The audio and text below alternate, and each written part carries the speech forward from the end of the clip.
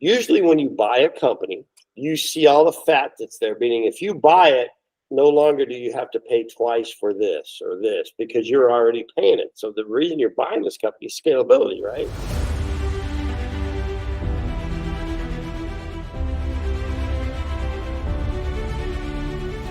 So Rich is a good friend of mine. He's an amazing, a purebred sales guy, sales guru, sales manager. You don't find them in nature anymore. They don't exist. They're like unicorns. So he's like he's as pure as they get. So he's been part of through his experience in real estate, running large real estate companies, been part of a lot of roll-ups, and that's where we're going to stay. The focus of this conversation is experience with business acquisition, as well as what he's doing right now, which is buying education companies, online education companies. So Rich, can you tell us, just quickly talk about your background experience, but I want to go straight into starting with that big one that we talked about and the experience there and the lessons learned. So I spent the front half of my life as a Army Ranger, got about 103 jumps out of an aircraft, was enlisted, got my degree at night and weekend school while I was in the military. So I could become an officer, didn't like becoming an officer, got into real estate. And for some reason, I was able to sell some houses. So I had my own company in Texas. And then I've been a broker in 4 states, Texas, Ohio, Nevada, California. I spent 8 years on the roads, traveled about 250,000 miles a year. I was the guy with the thing around the microphone and the screens right at convention. But I got into, and I ran some pretty good sized companies, Prudential California Realty in California. We had about, I think we ended up with 4,800 agents when I left there. But my last, since 2015 up until October of last year, I've done M&A and done 76 merger acquisition transaction, actually all acquisition / roll up, whatever the name you want to give it. My last 2.5 years doing it, we took the company from a startup to 12 billion in volume in a little over 2 years and 3,000 agents, and was in the top 15 in the country just after 2 years. And we started a month before COVID. So what I did was I went out and door knocked these brokerage firms, convinced them to have discovery meetings with me. I asked them questions based on the way they were communicating with me. Then I would get them to a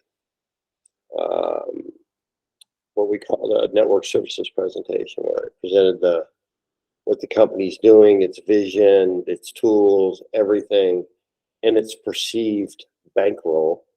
And then I would then get them convinced that, hey, well, let's just see what it would look like. The key to me in any type of process and acquisition is not to jump ahead, because you don't know what's in their head. In fact, they may not know what's in their head until they start to get information. And so all I cared about was, and Jay knows this, I said it over and over and over, all I care is the next appointment. Then just closing for the next part of the process, the next part. I think you're getting ahead of it. So let me go bring you back a little bit. So, and I know Rich and I talked about this so much, so he kind of feels like he's talking to me. So you're not talking to me, you're talking to them. But let's go back to like the steps. So first is like originating the deal flow. And you talked about door knocking, but like break that down a little bit. Tell us about all the ways you originate deal flow. So mostly I've been in the business for a while, and I consulted with some of the largest brokerage firms, like 38 of the top 50. And so being a broker in 4 states and a lot in California, I had connections. And I was doing actually merger and acquisitions with a Northern California company, then a Southern, then another Southern. And I met Jay. He was one of our roll-ups acquisition. He actually became a partner in that actual business model. when in my second company. So I developed relationships, but mostly I would reach out um, and say, look, we're looking to grow. Under our model, you could stay aboard. Let me show you how this business model in our company can help you actually make more money and have equity in a collective, so to speak. So I would just call. I would just call big teams, big brokerage firms, medium brokerage firms. And after being in the business for 30 years, I could speak their language. I had owned 2 independents and ran some big ones. So they knew that I wasn't some sales guy or some kind of outside person trying to put a deal together. I actually knew their business and knew their struggles. And then we also have, hold on. So you call, but Mhm. you know, for me, you cold emailed. You know, for Right. me, it was a cold email. So Right. it was cold email, cold call. There were texts that you're sending out. You know, Right. there were asking the people that were already acquired to ask to give you referrals, which Right. I did. Yeah. And other people did. Yeah. So there were like multiple different channels that Right. you were generating leads, deal Yeah. flow. And then the conversation, the first initial conversation is always your goal was always to set that first appointment. Right. And don't talk past anything. So I have all these lines in the ocean, right? And I'm trolling text, emails, calls, referrals, these type of things. When a line would hit, all I cared about was getting him to the network services presentation. And I would say it would be easy. I'd say, look, I don't care if you're interested now or in 3 years. Let's start the relationship now because a lot of these things take a while. So that would kind of make him feel less pressure, right? Exactly where I wanted him to be, relax. Well, he's not going to try to hard close me and buy my company. I said, if anything, when you go through the presentation, you'll learn about your competition because we're going to open somewhere around you. Either it's with you or with maybe somebody else. So I put that little nugget in their brain, right? So we might as well learn who's new coming to town. And so that is like a 99.9% close rate to the next appointment. So then Jay seen me do it. I'm a presenter. I could make a compelling value proposition. I had professional slides. I even had 2 people speaking in there, especially about what they do with it. And then I would say, hey, might as well, look at the numbers, right? I mean, it's not going to cost anything. I'll have our CFO send you a request for financials. It's easy, right? They'll go, hey, I might as well take a look. And then, But hold on, you jumped into the first meeting. So you went from the first call to the first meeting. And then that first meeting, when you sit, your goal is to just get them to talk and get them to tell their story. no, the second, I get them to do that in the first meeting. That's the discovery meeting. So what I would do is I would say, let me book a Zoom discovery meeting with you and we'll just talk.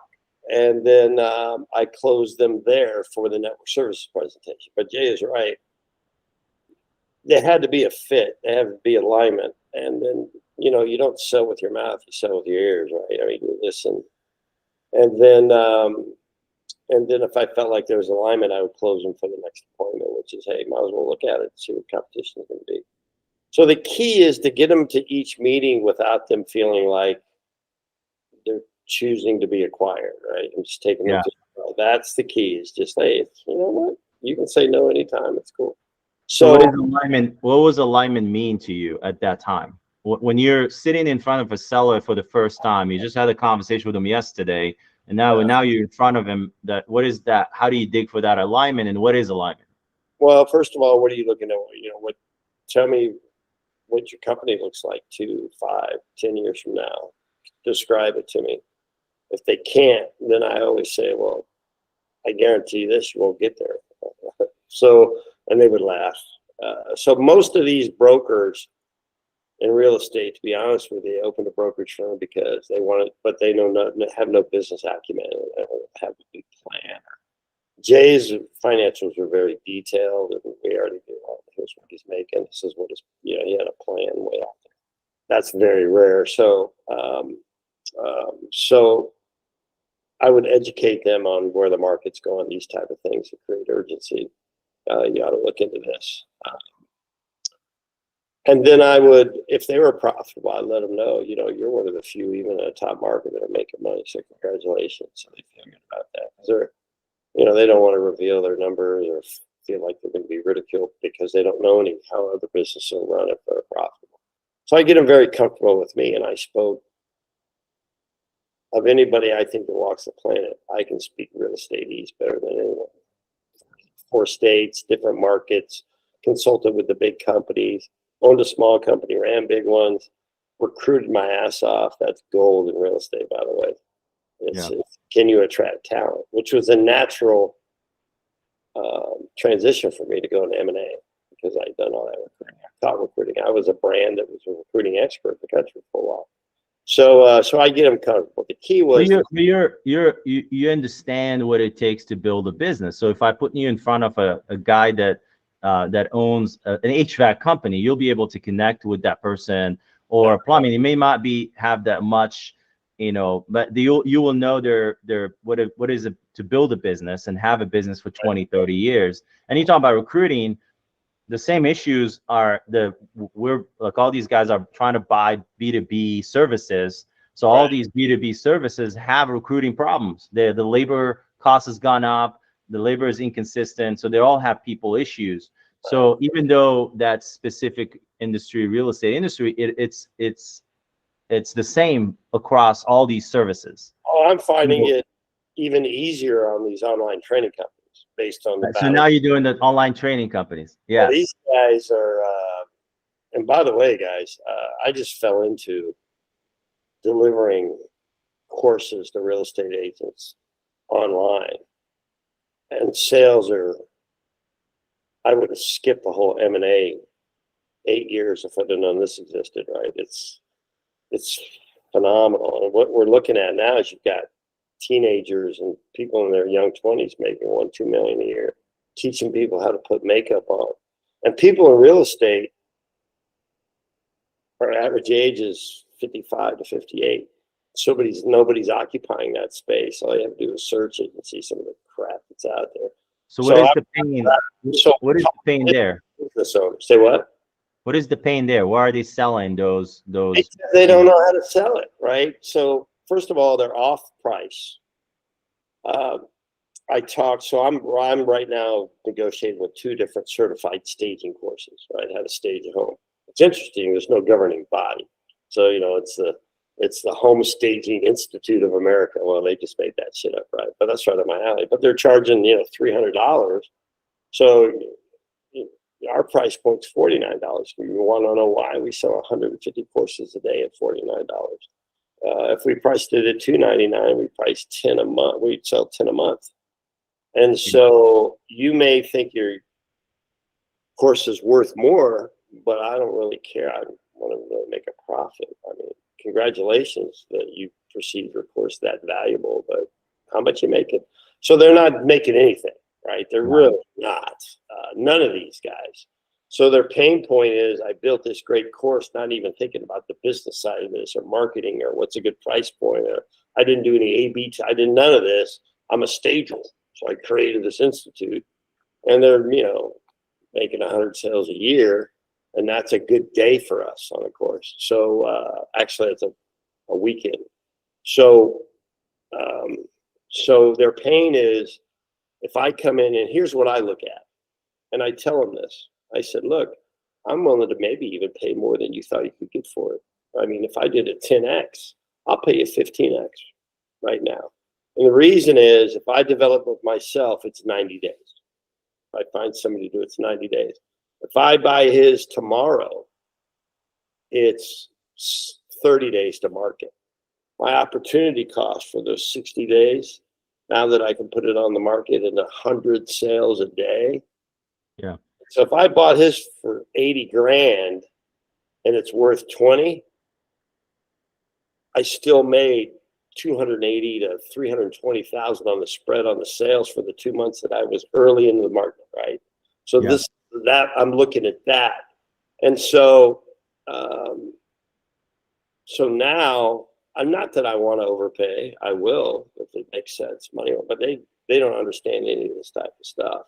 Got it. So dealing with these small website training owners is, but I'm not here to screw them over, right? They should get value. I think 10X is fine for a little staging company, right? They're pretty good. So you should be happy with that. And I won't do a rev share, not in a million years, because then he'll make more money in 2 months than what I offered him for the, a 10X. So So you just buying it outright, no terms? yeah, just buy it out. Here's a Got check. it. Got it. You just write a check. Okay, so let's go back to the other ones where you didn't write a check. So now you set up a meeting, the first meeting. So you call, let's meet. You have the first meeting, the discovery meeting. The goal is to find alignment. What is alignment in that? Alignment is, do we have similar um, values and future, and would that person as a leader fit in, because they own a company, right? So when they come in so we were doing partnership, we buy 51% of their company, and they'd roll their 49% into this entity with these other companies were coming in, and so then their shares would be diluted each time we brought a company in, but they got a piece of all the business, right? And usually that percentage was making more profit than their whole company was. So it made it very attractive model. Just got a Constellation software is the same. They did that for real estate. Exactly. And then so your alignment is you want someone who wants to stay in the business, right? Want someone who wants to grow, to keep managing the business, wants to grow the business. Right. And then someone that you share values where they're not just selfish and they want to like contribute. Right. I can tell now. What was interesting is I had this guy's got did you read in Inman today about the guy with the sexual assault charges in Vegas? So he like a 100 million volume guy. And I talked to him a year ago. And something didn't, I was like, the guy's a little, and so I reached out to the other leadership we had in Vegas, the other people I'd already brought in, and each one of them said no. We don't like the guy. Today I opened my Inman and the guy's up on charges. They were doing recruiting events, and with the attractive women, they were giving them roofies and then filming it. I mean, I was on a Zoom with this guy. Okay. That's crazy. Jesus, wow. And they're all XP. So, yeah, so I have a sense. Yeah. I wasn't in it just because, and then they need to run a decent business, right? And I looked at their agents leaving and agents coming in. So if they're breaking even or a small net loss of agents or a gain, they're in the, right? So there's certain metrics that you look at that can tell you if the person's a healthy leader or not. And then there's metrics you can look at. Are they a good leader, but have they just hit their personal capacity, right? This is it. Some people can have a family-sized business because then they treat all their employees or agents like they know their kids' names, right? And then there's people that run businesses as standard. That means there's rules. And then there's ones that's operating out of vision, right? It's magical, but it's really not. And so there's three things I look for in the business. And would they, based on where their market is, who they are, where we're at, would they fit in? And, with all the years in real estate, I could pretty much tell. But there's a lot of gold there that you just mentioned right now. I don't know if you guys are catching it, but there's a lot of gold there. So you're qualifying their leadership skills. You're qualifying their leadership capacity. Yeah. You're qualifying their match with the culture and with the rest of the company. Right. And then you're qualifying the business. That's right. Yeah. So the business comes next. Yeah. So analytics. And then I had a partner who was also a contractor doing the business model, and freaking the guy is a gold mine. I learned so much more. I can sell anything to anybody.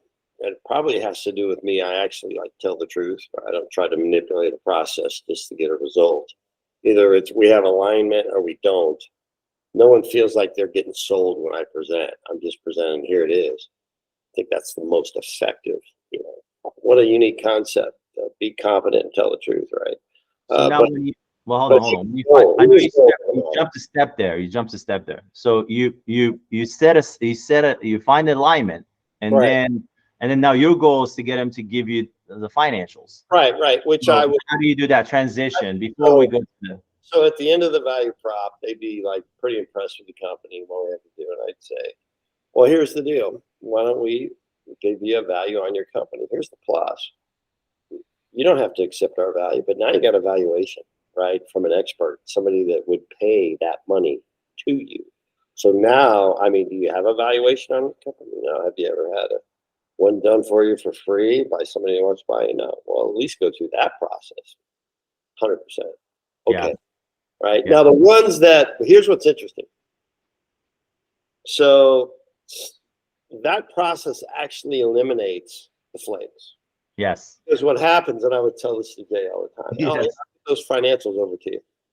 Couldn't get them, which meant they were bullshitting about what they were doing. And it was so obvious, right? And then they would just kind of fade away, which is fine. That's part of the process. It eliminates the guys that are embarrassed. I did have one guy call me, though, and I love the guy for doing this. So he was telling me, this was right before COVID. I met with him. Like when I started with the contracting with this new company, I met him in his office, and 2 weeks later, everything was shut down. He goes, yeah, we're doing this. Was in Newport Beach, Huntington Beach. No, Manhattan Beach, right? He had 3 offices, which if you've ever been to Manhattan Beach, why would you have more than one? So that was kind of a red flag. And then he said, yeah, we're doing this. I mean, he was the greatest company I've ever heard of, right? And then I couldn't get his financials for a month. And then he finally said, he called me and goes, Rich, I gotta be honest with you, man, we're losing about $60K a month right now because of this. I'm propping up the business because of my sales. So we're just not financially healthy enough to do this. And I wanted to say, dude, you could have said that 10 minutes after I walked in. But a lot of these guys like to get stroked, trained, right? So you get it. But at least he fessed up. So I got a lot of respect for the guy. So Yeah. So that happened. So I think it's a great point. So he does proprietary search. So there's no brokers here. So you're finding your own leads, you're qualifying them, and then you're incentivizing them to give you their financials by getting the valuation. So the valuation essentially is the carrot to get you to sign an NDA and give you financials. Right. So now, and then a bunch of them cancel themselves out by hiding from giving you financials because they were not ready. Oh, no, honestly, you caught them by surprise. They were not ready to sell. They didn't decide to sell, to talk to a broker and get prepared. So now you have this game that you have to follow up to make sure that you get the financials. Now you got the financials. Your goal is really, yes, you have the financials, but you're not underwriting it there. No. Your goal, there's no underwriting. You don't like. That's the beauty of the process. I love it. This is like gold. So now you got the financials. What's on your mind? So we want to plug in those numbers into our model that we're talking about, which is the 51-49 model. We'll buy 51%. And then we judge how much cash we want to put up front, and then earn out, which is really based on what they produce over the next 3 years. And that's of the 50. So we would put 25 to 45% down on the 51%. Okay. And the rest would be based on if they kept their numbers the same or more over the next 3 years. So we were just turning around and paying them the money that they were already earning. Yeah. But that other 49% went into the collective, and that made them actually more than that. So when you put the model together, it really made sense for both sides. So then we would put in that model, and it was great. It was a toggle. You could toggle the model up and put 30% down. So it took 0 time to go from financials. Now we would have a meeting after we get the financials to clear up some things in the financials because there's always something. Now our money guy, Obi, he could spot things, but I've run companies, so I can just look to the financial and go, nope, that's not truthful. Nope, that's not truthful. So we would have, and it's 99 times out of 100, it was just a category placement error, right? It wasn't something to hide or something nefarious going along. And then you'd have to eliminate all the things that the owner was writing off, right? His cars in there, meals, vacations, you name it. and we would take that out, and he could still write that off on his 49% that he still owed, right? But we're buying this 51%, and so that would increase his value, right? Because we took all those personal expenses out, so that would help him. And then we did a thing called synergies, which made us real popular to purchase. Meaning, usually when you buy a company, you see all the fat that's there. Meaning, if you buy it, no longer do you have to pay twice for this or this because you're already paying it. So the reason you're buying this company is scalability, right? You don't need a new marketing department because you already have one. That one goes away. That one goes away. That one goes away. We would give them credit for that in their valuation for synergy.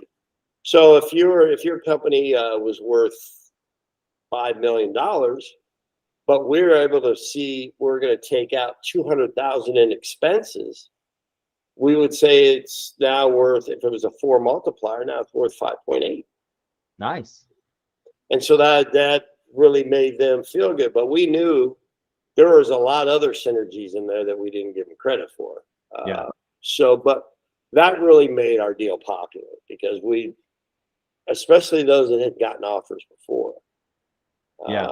That's huge because it helps, it helps you give in on price, right, to get the terms. Exactly. You see, he saw me do this a lot. In fact, he went through the process himself. And so what was interesting with Jay's deal, I was newer in a company, and I had come from doing it from another company. So our CFO and our president and the owner came up with the deal points on that one and the financial points. And Jay took him to the freaking cleaners, right? All I was getting at the time was getting paid on the deals closing, right? So I didn't care. But I'm looking at this guy, dude, he's going to have the second highest salary in the company. He just got this multiplier for his deal, right? I was like, and then he was getting a whole piece of this other part of the company that was not doing well. And I was like, damn, because I was the messenger at that time. Now, with Corcoran, I was like, you know what? I'm getting involved in these because our financial guy was really good, right? The one at the other company was not. Yeah. Jay saw him coming a mile away. It was like I was just closing deals, right? Yeah. Even the company that I was with last, I was a contractor. I have not ever in my life filled out a resume or a job application. I went right into. I've been an independent contractor since '92. So now you got the financials. You did the model. Right. You present this model to the seller. Right. What are the objections that you were getting to that model, and then how do you handle them? Dude, the biggest objection is they didn't understand. They didn't understand it. So I became Obi was the financial guy, right? Yeah. First couple deals we would do, he would present it. You could just let the Zoom be doing what. So I became I call myself the Obi whisperer. I could break it down in less AD. So after a while, I was the one that presented the model, and then Obi listened, and then we would tag team it. Which part they didn't understand? Well, it was complicated. It wasn't a straight buy with an earn out or 100% with financing. But it had because you had to show that when we were bringing other companies in, their shares would dilute, but they would make more money. Yeah. And getting them to wrap their head around that and understand that was tough. So that was a tough one. Explaining to them that they're 40 years that they put blood, sweat, and tears in their company based on its size, it was only a 3 multiplier, right? Sometimes that would be tough. But then I could counter that with, so let's say it's a 3. Would you rather make more money each year with the same production that you have now or less? Because our model showed, come with us, get rid of all these expenses. When you come into the collective, then everybody's making more because of the scale here. The whole model is about scaling. And said, so if your sales didn't go up $1 a year, you're going to make X amount more per year if everything stayed. And we'd only show flat. So here's another thing. I never showed growth, right? because you can put anything in there. Well, we'll grow 22% a year. Yeah, this Yeah. is none of that. No, what key was let's take your last 3 years and let's make it flat over the next 3 years. Here's where you would be on your own, and here's where you'd be with us. And that number was significant. So whether the 3 multiplier upsets you or not, how do you feel about that? Got it. So that would get them over the hump, most of them. Yeah.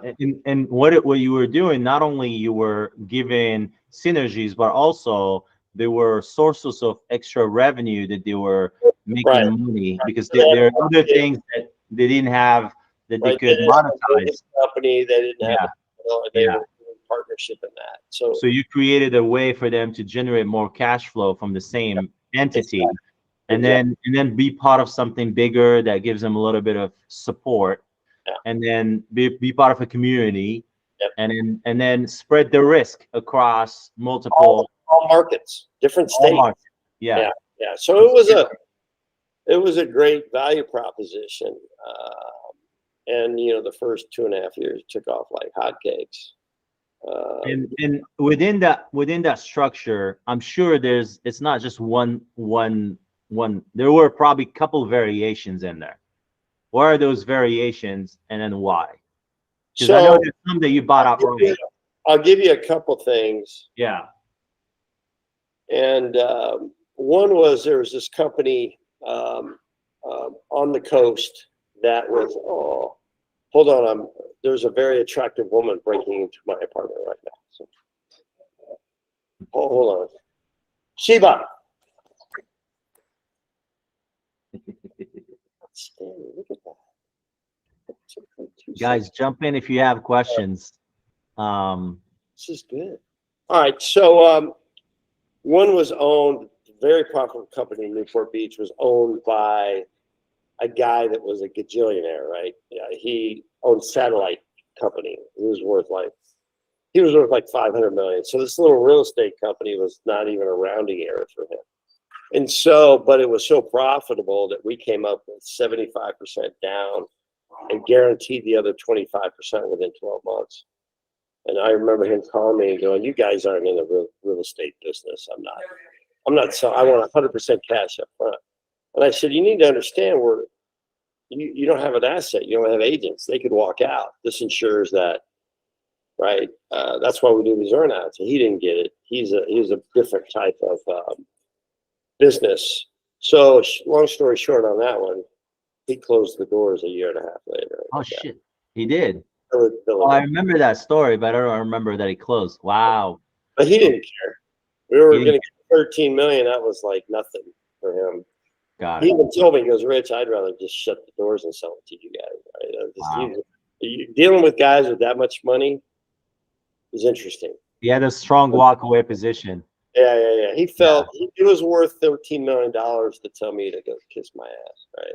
That's what it felt like, which I wasn't offended at all. So give me like a different structure that you did, like with someone else who just wants to retire, wants to exit completely. So we would do 100%. We buy 100%, but we put less money down and we spread the earn out over more years. That's basically what we go to. So, so we would, if we valued it, and they wouldn't get synergies though. We wanted them in the 51-49 category. Okay. So I'm buying your company and I'm not going to give you the synergies because you're not with us, right? Makes sense. So if I'm buying 100% of your company, I'm not going to give you the value of the expense reductions. Now you've given me the reason to buy your company. Got it. If you're staying as a partner, then yeah, we're going to do that. You're a partner. Yeah. So that was the adjustment there. Got it. But residential real estate, there's no inventory or anything. You have to have these earnouts because agents could leave. Now we're pretty good at retaining them, but you just never know what's going to happen. Yeah. And honestly, in any business, especially in the services business, if you're hiring, you pretty much, when you buy a roster of technicians or a roster of employees that can walk out technically at any time. They're at will employed. So now you got the deal structure. Then you go into due diligence, like a deeper due diligence. If they agree, go forward. if they agree. So how do you deal with those, things that flare up? Those like, hey, this, the numbers are not correct, or So we all that would bring in, craziness that happens in due diligence. if we found real difficulties, we brought in a consultant that just dealt with that.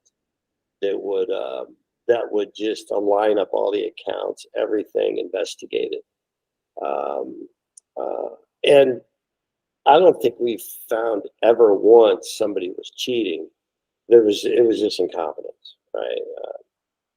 I think we would have spotted a cheater before we even got to that point, but it But was you all, had one. You had one that we both know of, I can't remember. the chunky one, the Ontario guy, or this. Oh, you're talking about that we already Yeah, did. Yeah, yeah, yeah, yeah, yeah. yeah. So how would he have caught that guy? That was a mistake by the consultant on the due diligence. That was on Yes. her end. He definitely hid some stuff. And then she had authorized it. Yes, this looks good. And then we found out later it wasn't even close. So yeah. Okay. So what did he hide? So Wait. can you tell that story without telling specifics? What did we what? Well, tell that story. What happened there? Yeah, so the revenue coming in was not all from what we bought. It was from other things. And so he had partnerships with a bunch of other little companies. Got And it. he bought the whole kit and caboodle. What wasn't disclosed was how much they were really given to him. Got it. And so he came up with, we got his financials, it was approved. So what we found out was it wasn't investigated by our consultant. Needless to say, she didn't get any more deals thrown her way. I don't think she did it on purpose. I think she just went too fast because we were doing deals. Right? So when due diligence incompetence comes in, you just talk about it, you fix it, and then you move on. Right, Okay. right. Yeah. And then now tell me about the operating agreement. Now you went through due diligence, everything's good. Your next step is operating agreement. How did you deal with the nonsense of the lawyers going back and forth and all that fun stuff? Easy. Let me tell you how you do this, and I would do this every time. Don't even get involved. Let the lawyers hammer it out. And then let your lawyer come to you and go, well, this and this, and you say yes, no, maybe. That's it. Don't get it. It gets emotional, guys. In fact, we let the attorney handle the employment agreement because a lot of these guys are coming on as regional directors now, or whatever title we slapped on them. And so the best bet is that's where the emotion part gets in and some of that. And we would tell them, look, let your attorney engage. This is good. That's why attorneys are there, to be the asses, right? We'd even tell them, if I were you, I'd stay out of it. I'm staying out of it. And by the way, that just worked like gold because we rarely had problems in the operating unit, which surprised the heck out of me. Really? So yeah, just have a good attorney, and then which I know can be rough, but yeah. Maybe. So that's what I was gonna say. Just you gotta find a really good attorney that you're aligned with, that you understand. So how does it take? How many reps does it take for you to get alignment with your attorney? So if Frank lives in Ohio, I would say, Google good attorneys in Ohio. No, I'm just kidding. You've got to know somebody that knows somebody, because Shiva, I know you got a new friend. I got it. Sorry about that, guys. Man. She's just so happy there's a dog here. Sarah, she's like, so yeah. So anyway, so we were lucky because we knew in real estate, every real estate attorney, so we knew who to go to do certain things. So got it. Yeah. So any issues that came up at the end at closing? Is there anything that you remember that flares up? Right? So what happens is we would coincide alignment with the transition and the due diligence. We wouldn't wait till due diligence. We'd start the transition, the planning, how we're going to do the rollout to the new company, kind of things during due diligence. And of course, this is a recommendation of mine. Just think of this: I wasn't running the company; I was just doing M&A deals, getting paid. So the faster we could get from here to here. So leadership agreed. So we would go through both at the same time. And what would happen, and there was a very large company. It would have been our second biggest acquisition. These guys in Pasadena, huge. All of a sudden, we realized during that transition process that one of the owners was really, I don't know if he was a heroin addict or an alcoholic or he was schizophrenic. I don't know. I'm not a psychologist, but he was being really funky and this and this. He would say, your guys' website is this, and we go to theirs, and it's god awful, right? And so we pulled out of the deal because of how he acted during the prep and the transition, which kind of helped. What if we'd have done due diligence? Yeah. Yes, and then found this behavior. Because remember, you're not going to find it in our model in the due diligence because we're having the attorneys do this, right? So how much transition do you do during that process? So you're saying that you start transitioning during due diligence. So how much of it, without freaking out the employees, without close the deal and roll it out 3 weeks after due diligence, because we had all the prep work done in the transition during the due diligence, right? So how much transition? When you say transition, how much of that? About 30, 45 days, depending on the size of the company, what kind of company we're bringing in. Yeah. So due diligence would wrap up we could get it done in 30 days. Real estate companies aren't that complicated. And then 2 weeks after that, we'll have done enough of the transition stuff for the rollout. We picked the rollout date before due diligence would start. The rollout means the announcement to the employees and everybody that this is happening. The rollout. It's top secret, information until the day of rollout, and we would sign the paperwork on the deal the night before. So how do you do the rollout? Because we didn't have all the paperwork straight, something would have to come back, and we'd roll it out and then sign it the next day. Right? Oh wow! So you actually do a rollout before you even fully close. There'd be a mistake. There were no deal points to be renegotiated. There was, signature blocks off, name misspelled, paragraph left out, little stuff like that. So how do you coach the seller on doing transition during that process of due diligence? How do you coach them, and what steps of the transition are you working on during that time? Well, what's critical in the due diligence and transition meeting are the NDAs for who's let in. And our NDAs, because the whole thing about real estate, it's all about the people. So if there's a leak, then all your competition recruits them away. Oh, this company's buying you, they suck. This is come over here before you get screwed, right? And then what you're buying is leaving before you even close, and it hurts both of us, right? Yeah. So security is critical. So our NDAs are like, if it's leaked and it's traced back to you, you lose your house, your car, your firstborn, right? You're going to have to move to a foreign country because you're not going to be allowed in the U.S., right? I mean, it scared the crap out of people. So I would hear that from the employees of those companies, like the executive assistant or the marketing director. You got to have the marketing director and craft all the rollout stuff, right? And they would go, I would say, has everybody signed their due diligence? The first thing I would say in the first transition meeting, I had a marketing person say, yeah, it scared the shit out of me. I'm not telling anybody. That's the goal of the right. So that's what is most important, is no leaks. And wow. That'll kill the deal. Yeah. Okay. So you pretty much prepare the whole transition, the whole rollout before you're done, before you get a contract, now whole management structure in the spreadsheet. What do they call that? the Project management, right? Everything yeah. to be done. Questions in there to be asked.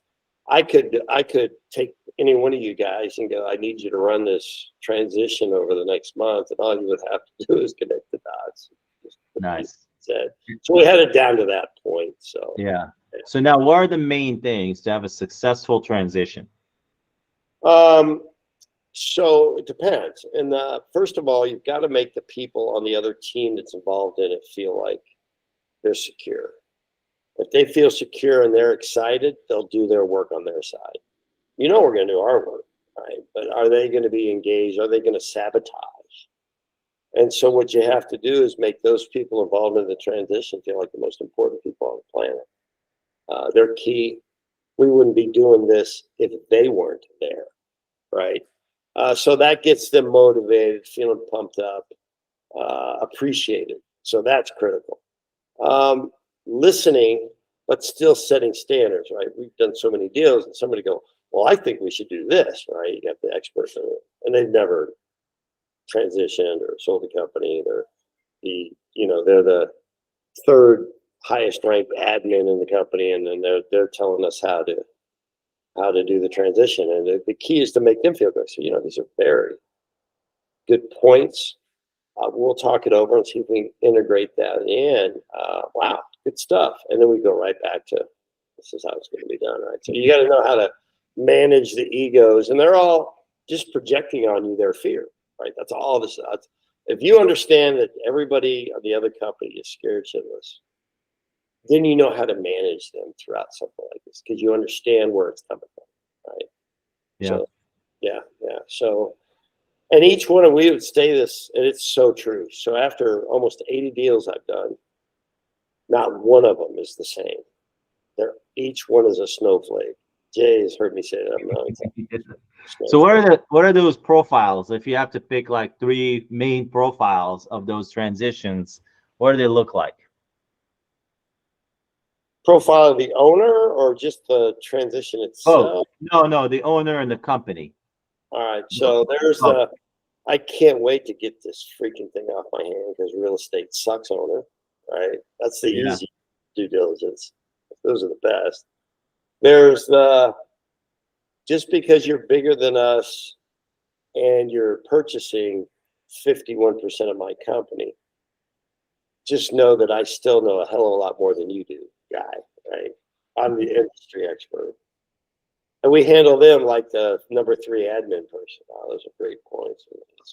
Good stuff. And you're going to be a great leader in our organization, right? You're going to move up, right? So it's I handle them. And then there's I've said yes to all this, but I'm not sure guy all the way to the end that you're tracking down. All of a sudden doesn't show up to a due diligence meeting, this type of stuff. So you got to kind of herd them in, right? Get them back in, make them feel good about what they're doing.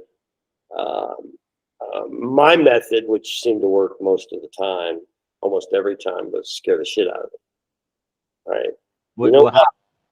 Simple.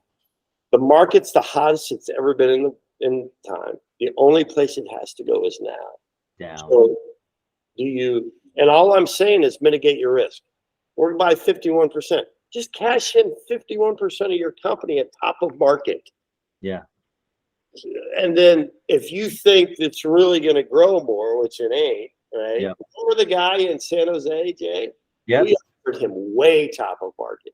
8 months later, his value dropped by 70%. Yep. Just like that. So I would say, hey, because I've been in some bad markets, and you can tell it doesn't take a rocket scientist to predict in real estate when the market's going to slow. It really doesn't. Yeah. So if they're like Chicken Little, scare them even more. Right. So, if you're not going to cash in your chips now, then when? They're only asking for half. Yeah. So how does the transition differ with that person? Is there a difference between the company transitions or cultures within those companies in those 3 profiles? Yeah. The one thinking twice about it is probably the worst company of the ones that you purchase, because The one that's thinking twice about it is the worst company. that's the control freak, right? So he controlled or she controlled everything. Yeah. So they don't empower their people. Got it. And so it's the loss of that control.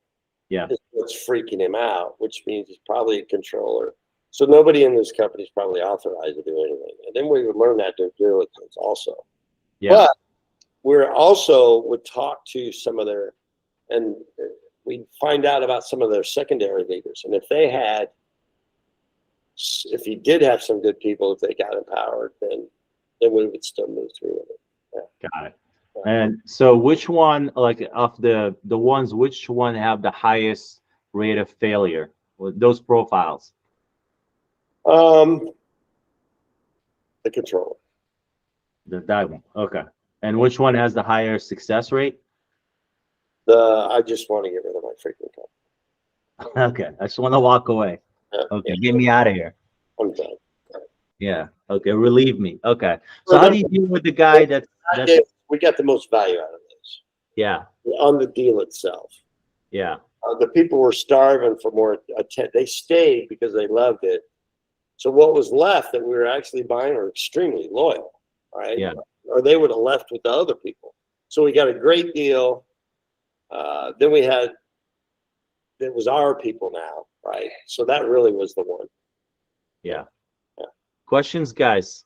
I can go on. I can talk to Rich for hours, which actually we do. We did. So questions. I got a quick question. This is cool. Thanks for being here. What's the structure of the holding company, if you will? Do those entities stay the same, and how does so I'll tell the truth on this. The owner who brought me in said he had a $100 million war chest. He had 3 investors on the board of directors. But at the same time, we were a franchise, and the franchisor, which is huge, owned by Realogy, is huge, would give us 3 years worth of the franchise fees up front to buy these companies. And so that's all we spent. And then the market slowed down, and then operations, I don't know, I wasn't involved in it, weren't supervising these new owners that we brought in, 5149, and they were spending like drunken sailors. And nobody was supervising that, like the owner and the president said he would. And he was just excited. He had a real serious case of big shot-itis, right? Look at how great we are. We're growing, doing things, interviews, going across stage as the greatest broker that ever lived. While nobody's supervising these owners we brought on as leaders. And so they were spending money left and right. So when the market slowed down, the company was running out of cash. And he also had a very contentious relationship with Realogy. Because we became their largest franchise in 2 years in their existence of all brands, Coldwell Banker, Century 21, biggest, largest. I think Joe was asking pretty much the structure of the higher entities. The higher entity had, how is so we had 3 board of directors. Entity owned 51% of the whole thing, or what does it own? Entity owned it all, but the partners owned 49% in there. So the parent company, which I represent as a contractor, when we buy a company, we'd own 51% of it. They would own 49%. And it would dilute as we would add people in their region. And then the ownership group were 3 guys that supposedly had a lot of money. Well, we found out it was just 3 guys, buddies of the president, the guy that started this. And so that entity owned different LLCs. We had these 4 regions. So there was the SoCal LLC, the NorCal, the Nevada, and the Ohio. And so the parent company was the 51% partners with these 4 regions. That makes sense. And the companies we bought had 49% as a collective of those. Yeah. So they had essentially partnerships, split regionally. All right. And then they have a holding company that owns 51% of each of those regions. Right, exactly. So the holding company owns like those parts of those. So that seller, which is still in the business, would maintain its ownership in that single entity, but also have ownership of the whole region. Match. Yeah. Yeah. The region. The region. Yeah, they wouldn't have any ownership in their own office anymore. Okay, that'd be gone. That would all go to the consolidated Region. So, Joseph, you're the first guy I brought aboard in a region. Yep. 5149. Then I bring somebody with the exact same numbers as you, let's say. Yep. So now it's 51, 24 and a half, 24 and a half. But we just eliminated all his expenses. Right. So now you're actually making more money on the 24 and a half than you were on the 49. Yeah. So if my 49 was worth $2 million after you bought me for $4 million, Right. then my 24.5 would be worth even more. even more. If Yeah. you got it. So every time we would bring a partner in, the valuation of that region went up. Yeah, it'd be worth, still be worth 2 million, but it'd be more valuable because we'd be more profitable together. Right. Exactly. Yeah. Exactly. And real estate's based solely on a multiple of the net profit. No revenue multipliers like tech companies. Yeah. It still surprises me that tech companies don't have to make money. That's Any other questions, guys? It is crazy. Yeah. I'm sure there are questions out there, guys.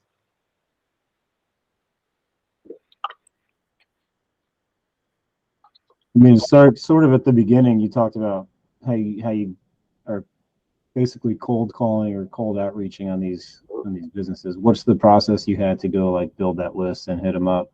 I mean,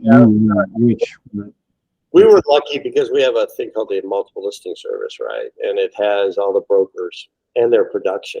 So it's easy to find who you need to call Tell you on. how much they're selling, how many agents they have, and I can tell if they're trending. And so then I would just reach out to the owner and say, "This is what we're doing. Would you like to hear it?" Or I didn't. If somebody said no, I'd be great. I'd be it. I wasn't attached to them saying yes or no. I think that's what got more people to say yes, right? Whenever you're not attached to it. But Yeah. see me, I'll pick up the phone and call anybody. Get an appointment. We had a long list that you were hitting, and then later you hired somebody to make phone calls as well, and she was setting good appointments. And Yeah, but I was at first team, and when I went to Cork, I did all that myself.